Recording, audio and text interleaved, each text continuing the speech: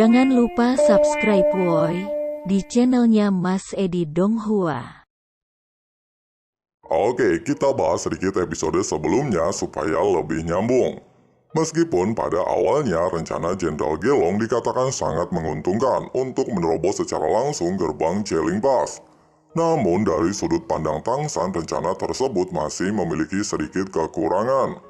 Pasalnya, jika jutaan atau seluruh pasukan hanya difokuskan untuk menerobos gerbang Jeling Pass, pasukan samping yang memasuk persediaan pasukan utama akan mudah diserang.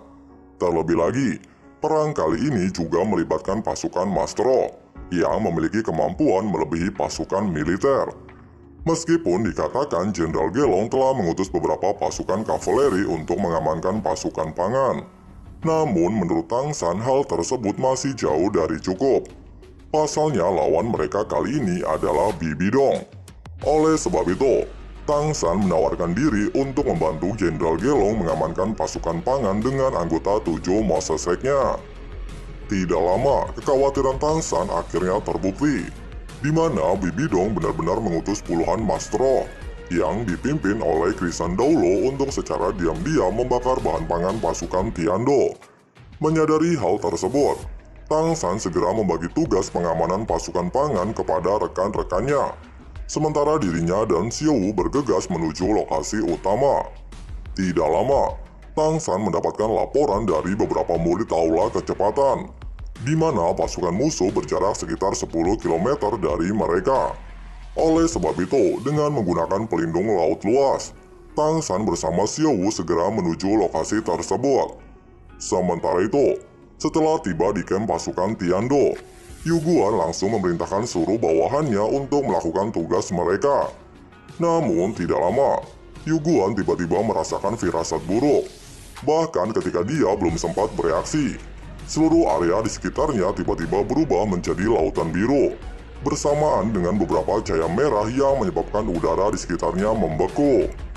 Menyadari bahwa dia dalam momen hidup dan mati, Yu Guan berteriak dengan gila, dan secara bersamaan merilis bentuk Martial Soul-nya untuk melindungi dirinya dari ancaman musuh. Namun tidak lama ketika dia melompat ke udara untuk melindungi dirinya, seluruh pemandangan yang sebelumnya terlihat seperti dunia biru tiba-tiba menghilang.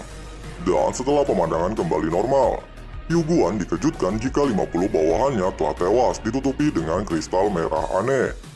Melihat teknik tersebut, kembali mengingatkan dirinya dengan seseorang yang sangat dia benci. Nah, orang yang dimaksud Yu Guan adalah Tang San. Dijelaskan, ketika Yu Guan dan pasukannya baru saja tiba di kamp pasukan Tiando, Tang San secara diam-diam telah mengawasi mereka dan menyembunyikan keberadaannya dengan pelindung laut luas. Kemudian setelah menemukan momen yang tepat, Tang San dengan sigap melepaskan domain Kaisar Biru Perak yang dikombinasikan dengan kemampuan ke-8 cermin iblis harimau orca untuk menghabisi 50 bawahan Yu Guan. Meskipun Tang San memiliki peluang sekitar 10% untuk langsung membunuh Yu Guan, namun Tang San lebih memilih untuk menghabisi bawahan Yu Guan terlebih dahulu, sehingga dia bisa memastikan tidak ada satu Mastro pun dari Kekaisaran Wuhun yang selamat, dan menjadikan Yu Guan sebagai target terakhirnya. Meskipun dikatakan memiliki dendam terhadap Tang San atas kematian Gumei, namun melihat 50 bawahannya dengan mudah dimusnahkan, terlebih lagi dia tidak mengetahui posisi Tang San, Yu Guan hanya berpikir untuk melarikan diri dengan kemampuan ke-8-nya. Tepat pada saat Yu Guan baru saja melarikan diri, sebuah ledakan tiba-tiba menghalangi jalannya. Ma Hongjun datang tepat waktu untuk menghancurkan harapan Yu Guan.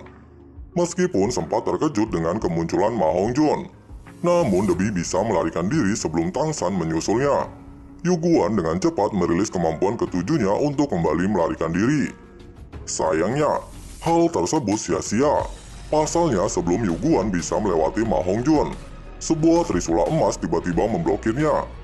Dengan ledakan keras, tubuh Yu Guan terlempar beberapa meter pasca menghantam trisula Dewa Laut.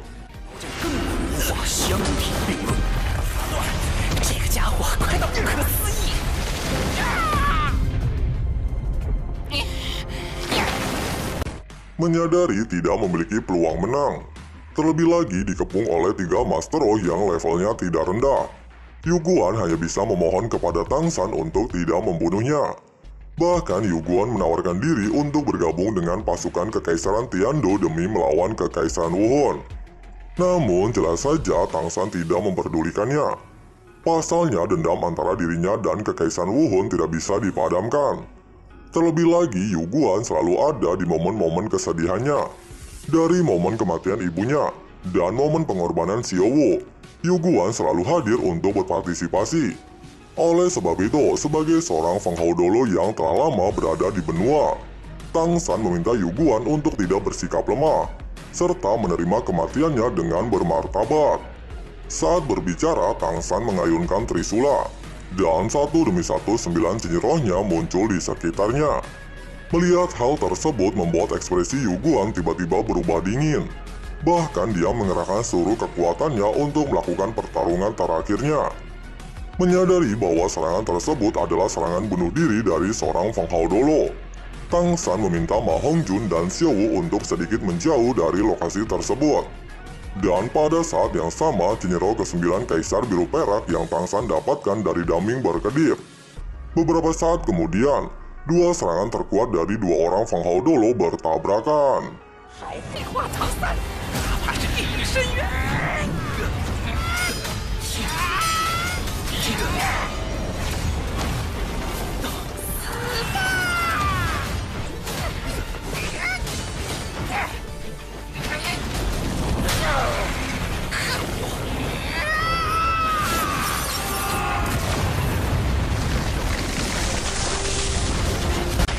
Ledakan keras bergema, selain menewaskan Yuguan, bahkan tubuhnya tidak tersisa sedikit pun, serta tidak meninggalkan satupun tulang roh pasca kematiannya.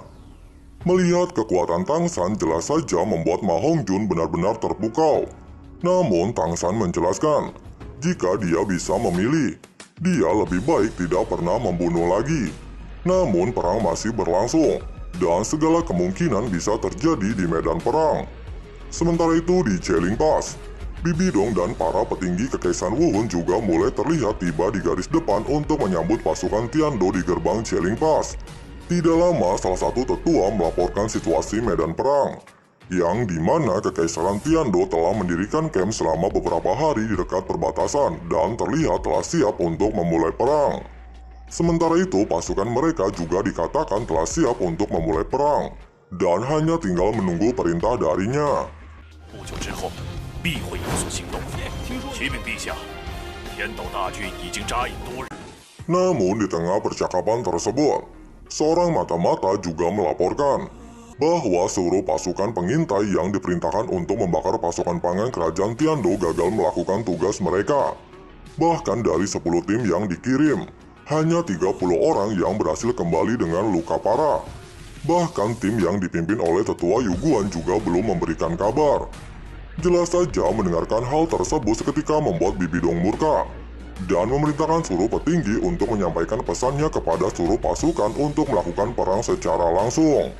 Sementara itu, Tang San dan rekan-rekannya juga terlihat telah kembali ke kamp pasukan Tiando. Dengan kerja keras mereka dan bantuan dari murid-murid Aula Kecepatan, 7 Monster Strike berhasil memblokir 10 tim yang dikirim oleh Kekaisaran Wuhun. Dan setelah tidak ada tanda-tanda dari tim susulan, mereka memutuskan untuk kembali ke camp dan melaporkan hasil yang mereka peroleh kepada Jenderal Utama Gelong. Nah, karena alur cerita di episode 220 nanti akan sedikit berbeda dari versi novelnya, atau bisa dikatakan ada perubahan alur cerita, jadi Mimin tidak bisa spoiler lebih jauh lagi. Oleh sebab itu, sampai di sini dulu ya bocoran alur cerita episode 222-nya. Tapi kalau kalian masih penasaran sama alur cerita versi novelnya, kalian bisa klik link yang ada di kolom komentar. Oke, terima kasih yang sudah nonton sampai habis dan jangan lupa subscribe ya.